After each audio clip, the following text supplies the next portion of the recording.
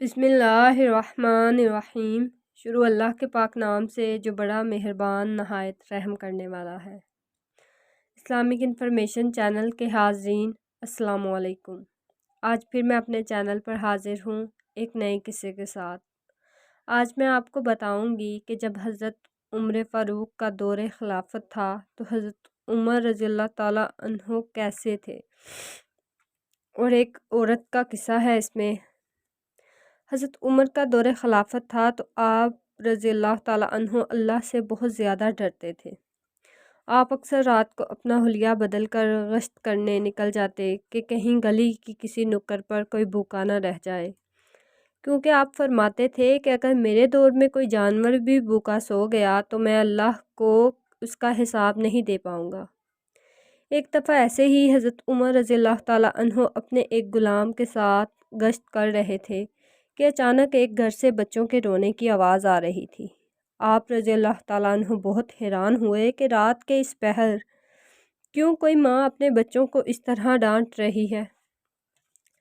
चनाचा ये मालूम करने के लिए हज़रत उमर ने अपने ग़ुलाम से फरमाया कि पता करो क्या मसला है, और हज़रत उमर के चेहरे पर नकाब था। ग़ुलाम ने फ़ौरन दरवाज़े पर दस्तक दी और पूछा, बीबी तेरे बच्चे क्यों रो रहे हैं? बीबी अंदर से गुस्से में बोली, दूर जाओ, तुम कौन होते हो मुझसे पूछने वाले?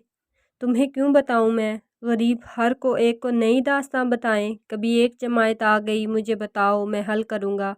कभी दूसरी आ गई, ज़ख़म टटोलने, मुझे बताओ मैं किस किस के सामने अपने ज़ख़म खोलूँ, किस किस को बताऊँ? बीबी कहने लगी, दौड़ जा यहाँ से, दर्जनों आते हैं और पूछ के चले जाते हैं, जा तू भी चला जा। आधी रात को तू कौन होता है मुझसे पूछने वाला? हज़रत उमर मिन्नत करने लगे, कहने लगे, बीबी तेरे बच्चे क्यों रोते हैं? एक दफ़ा तो बता। तो वो औरत तरफ कल बोली, तू नहीं जानता तो फिर सुन। मेरे बच्चों की गलती ये है कि ये गरीब भी हैं और यतीम भी हैं। इनकी गलती ये है कि इनका बाप चला गया है। इनकी गलती ये है कि इन्होंने गरीब घर में परवरिश पाई है। इनकी गलती ये है कि इनके दादा रईस नहीं था। इनकी कोताही ये है कि इनके नाना के पास जगीर नहीं थी। इनकी गलती ये है कि इनकी माँ जहेज़ में कुछ नहीं लेकर आई। और क्या पूछना है? हज़रत उमर कहने लगे, बहन माजरा क्या है? कहने लगी, बाप इंतकाल कर गया है इनका।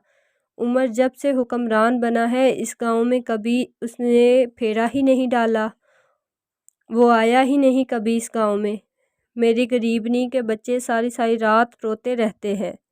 पहले पहल मैं कुछ ना कुछ इनको खिला देती, अगर खुश्क रोटी होती तो इनको दे देती। आज तो घर में इनको देने के लिए कोई शय नहीं। शाम से लेकर पानी और रोड़े डाले हैं हंडिया में, पकाती जाती हूँ। कहा था चलो सो जाएंगे, पर भूख बड़ी जालिम चीज़ है, नींद भी नहीं आने देती। अब बताओ मैं क्या करूँ? उमर तो 20 लाख मरबा मील का हुक्मरान है, वो इस कच्ची बस्ती में कैसे फेरा डालेगा? हज़रत उमर दौड़े गए। 60 साल उमर, कंधे पर अनाज का थैला रखा हुआ। ग़ुलाम कहता है, हुजूर मुझे दे दें। फरमाया, बता क्या क़यामत में भी मेरा बोझ उठा लेगा? फिर हज़रत उमर अनाज का थैला लेकर इस बीबी के घर गए, चिराग रोशन किया। फिर बूढ़े उमर, जिन्होंने आज तक कभी खाना नहीं था बनाया, हज़रत उमर ने उन बीबी से कहा, बहन तू बैठ जा। वो बैठ गई। फिर हज़रत उमर ने आग जलाई। आपके ग़ुलाम कहते हैं कि जब आप आग में फूंके मारते इनकी दाढ़ी मुबारक से धुआं निकलता। फिर हज़रत उमर ने आग जलाई, आटा भी खुद गूंदा, रोटी भी बनाई, फिर दस्तरखान बिछाया, फिर इन छोटे छोटे बच्चों के मुंह धुलाए, फिर इनके मुंह में लुक़मे भी खुद डाले, और फिर कहा कि बच्चों, उमर को पता नहीं था तुम भूखे थे। बेटियों, उमर को पता नहीं चला, उमर को ख़बर नहीं हुई, उमर को माफ़ कर देना। उमर से नाराज़ तो नहीं? छोटे छोटे बच्चे कहते हैं कि हमें तो पता भी नहीं कि उमर कौन है। फिर सहन में इनके साथ हज़रत उमर खेलते रहे, इनको हंसाते रहे। ग़ुलाम कहने लगा, हजूर अब क्या करना है?